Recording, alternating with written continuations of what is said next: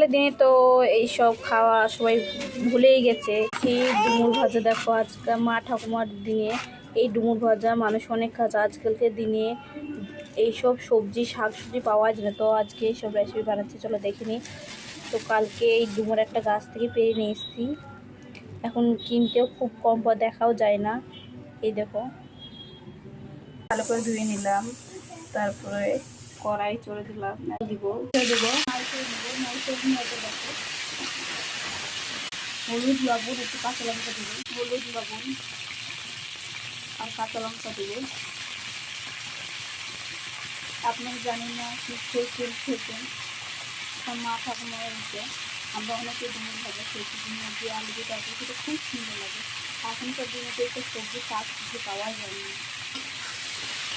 কাঁচা লঙ্কা হলুদ নিয়ে ঢেকে দেবো, ঢেকে দেওয়ার পরে দেখো ডুমুর ভাজাটা হয়ে গেছে। একদম সাধারণ তরকারি, কি সুন্দর ডুমুর ভাজা হয়েছে। এই দিয়ে গরম ভাতের সাথে এক থাল ভাত ডুমুর ভাজা হলো, আর কিছু চাই না। আগেকার দিনের রেসিপি এটা, আমার মা ঠাকুমারা খুব বানাতো।